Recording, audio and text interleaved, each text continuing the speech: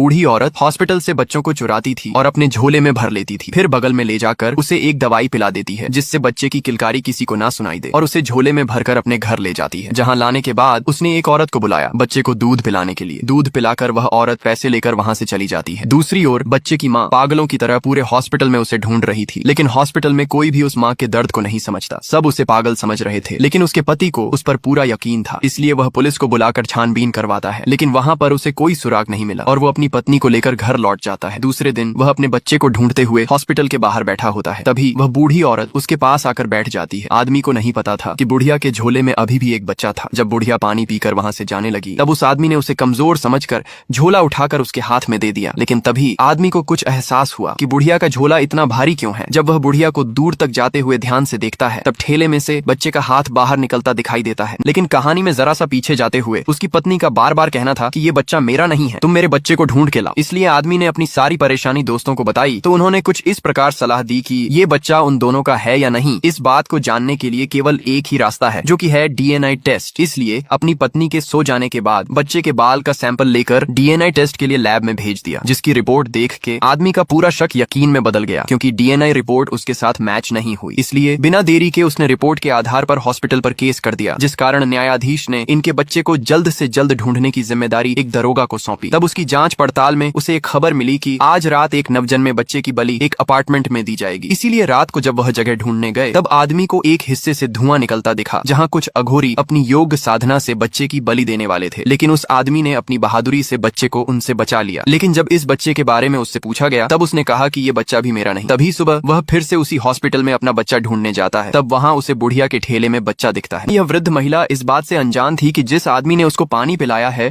उसने ठेले में अपने बच्चे को देख लिया है और उसका पीछा कर रहा है। बुढ़िया का घर घनी आबादी वाली बस्ती में था, जिस कारण आदमी के पीछे होने की उसे भनक तक नहीं थी। वह बिना पीछे देखे घर में चली गई, लेकिन अब आदमी की नजर उसके घर के दरवाजे पर टिकी थी, जहाँ सबसे पहले एक औरत आकर बच्चे को देख के बाहर निकली और उसके इशारे पर एक रहस्यमयी आदमी बूढ़ी औरत के घर में आकर ठेले को ले जाने लगा। लेकिन इस बार आदमी ने एक भी गलती की बिना उसका पीछा करके पुलिस को भी खबर कर दी। बूढ़ी महिला का साथी बच्चे को एक बिल्डिंग में ले गया, लेकिन उसको यह खबर नहीं थी कि एक खोए हुए बच्चे का बाप और 5 पुलिस वाले उनके पीछे वहां तक पहुंच चुके थे। बिल्डिंग में जाते ही आदमी की नजर ठेले में रखे बच्चे पर पड़ते ही उसने ठेले को अपने हाथ में पकड़ लिया। तब वो लोग आदमी से वह ठेला छीनने की कोशिश करने लगे, लेकिन उसने हिम्मत से सबका सामना किया और पुलिस के हवाले कर दिया। लेकिन इसी बीच इन लोगों के मालिक का फोन आता है, जिस कारण पुलिस को इनके हेड का पता लग जाता है और उसे गिरफ्तार कर लिया जाता है, जिनको पुलिस की सख्ती से पूछताछ होने पर कहानी 8 साल पीछे चली जाती है, जहां इन लोगों का मास्टरमाइंड वरदराज हॉस्पिटल में डेटा रिकॉर्ड का काम पूरा कर गाड़ी लेकर घर जा रहा था, और उस रात ऐसी घटना घटी जिस कारण यह सिलसिला शुरू हुआ। गाड़ी चलाते हुए हल्की नींद के कारण वर्धा ने एक बाइक को टक्कर मार दी, जिस कारण उस एक्सीडेंट में दोनों पति पत्नी मारे तो जाते हैं, लेकिन उनका नवजन्मा बच्चा बच जाता है, जिसे लेकर वर्धा और उसका दोस्त राजेंद्र अपने हॉस्पिटल चले गए। उसी समय अस्पताल में एक आदमी को 15 साल बाद बच्चा होने वाला था, लेकिन वह पैदा होते ही सांस नहीं ले रहा था। आदमी का दुख देख वर्धा वह बच्चा उसे दे देता है, जिसके बदले में आदमी वर्धा को 20 तोला सोना देता है और वे दोनों उसे आपस में बांट लेते हैं, जिस कारण दोनों के मन में एक लालच ने जन्म ले लिया और यह सिलसिला तब तक जारी रहा जब तक वे लोग अमीर नहीं बन गए। एक दिन अमेरिका से 2 कपल उसके पास बच्चा लेने आए, जिसमें उन्होंने एक परिपक्व कुंडली वाले बच्चे की मांग की, जिसके बदले उन्हें 2 करोड़ रुपए मिलने वाले थे। इसी कारण वरदराज एक पंडित के पास गया। पंडित ने कहा, जो बच्चा 15 जुलाई को 7:30 से 9 बजे के बीच पैदा होगा, वही बच्चा सबसे सर्वश्रेष्ठ परिपक्व कुंडली वाला होगा। महज 15 दिन के बच्चे को अपने से जुदा करने पर एक माँ के भी हाथ कांप उठे। दोनों माओं की आंखों में आंसुओं का सैलाब था। फर्क सिर्फ इतना था कि एक माँ अपने बच्चे को वापस पाकर रो रही थी, तो दिव्या उस बच्चे के लिए जिसे उसने जन्म तो दिया, पर वह अस्पताल से गायब हो गया था, क्योंकि पुलिस की पूछताछ पर उसी महिला ने कबूल किया कि उसने अस्पताल में रहती 2 जुड़वा बहनों के साथ मिलकर बच्चों को बदल दिया था, और जिस औरत का बच्चा था उसका पता उसने बता दिया था। इसलिए राघवेंद्र अपनी पत्नी को बताता है कि हमारे पास जो बच्चा है उसके माँ बाप का पता चल चुका है और हमें उसे लौटा देना चाहिए। इसलिए दिव्या बच्चे को उसकी माँ को सौंप देती है और अपनी आंखों में आंसू लिए अपने घर वापस लौट जाती है। लेकिन भले ही वह बच्चा दिव्या का नहीं था, पर एक माँ का कलेजा अपने बच्चे की जुदाई कैसे बर्दाश्त कर सकता था। बच्चे की याद में दिव्या की आंखों से आंसू रुकने का नाम नहीं ले रहे थे और उसके हाथ इस तरह कांप रहे थे मानो किसी ने उसके दिल का एक हिस्सा अलग कर दिया हो। एक तरफ दिव्या पेड़ पर पालना बांध के अपने खोए बच्चे को पाने की मन्नत मांग रही थी, और दूसरी तरफ एक कपल उसके बच्चे को लेकर गाड़ी से उतर रहा था। जब रास्ते में उनका आमना सामना हुआ, तब दिव्या को एहसास हुआ कि वह अपने बच्चे के बहुत करीब है, लेकिन मंदिर में दर्शन करते वक्त अपने माँ के एहसास में बच्चा भी रोने लगता है। दिव्या बड़े ही प्यार से उनके पास से बच्चा मांग कर उसे शांत करती है। दिव्या इस बात से अनजान थी कि वो बच्चा उसका ही बच्चा है, लेकिन तभी तभी पंडित जी ने उस औरत से पूछा, इस बच्चे का जन्म और राशि क्या है? तब औरत के जवाब ने दिव्या को पूरा हिलाकर रख दिया, क्योंकि वही राशि और वही जन्म तिथि तो उसके बच्चे की थी। लेकिन पूरी बात तब क्लियर हो गई जब बच्चे को वापस देते हुए उसने दिव्या का मंगलसूत्र पकड़ लिया, क्योंकि वो बच्चा भी अपनी माँ से जुदा नहीं होना चाहता था। लेकिन वर्धा ने जब ये सब कुछ देखा तो वह दिव्या को देखकर जान गया कि वो बच्चा तो उसका ही है, क्योंकि वर्धा को जब पंडित जी ने जिस परिपक्व कुंडली वाले बच्चे के बारे में बताया था उसे दिव्या ने ही जन्म दिया था। इसलिए वो दिव्या के पास से बिट्टू को लेकर अमेरिकी परिवार के साथ मंदिर के बाहर चला जाता है और गाड़ी को बुला लेता है। दिव्या आंखों में आंसू लिए उनका पीछा करने लगती है। उतने में राघवेंद्र को यह बात पता चलती है और वह भागते हुए मंदिर पहुंचता है। जब वह दिव्या के पास आता है तब दिव्या कहती है, राघव वो हमारे बेटे बिट्टू को लेकर जा रहे हैं। इतना सुनते ही राघव वर्धा को जोर से खींच देता है और बिट्टू को गाड़ी से बाहर निकाल लेता है। वर्धा के साथ आए गुंडे उसे रोकने की कोशिश करते हैं, लेकिन एक बाप अपने बेटे को कैसे जाने देता। इसी बीच एक रहस्यमयी आदमी आकर वर्धा को वहीं लंबा कर देता है। राघव की हिम्मत और दिव्या की ममता के कारण दोनों को अपना खोया हुआ बेटा वापस मिल जाता है और तीनों खुशी खुशी अपनी जिंदगी जीने लगते हैं। अगर मम्मी पापा से प्यार करते हो तो कमेंट में माँ पापा जरूर लिखना। मिलते हैं अगली मूवी में।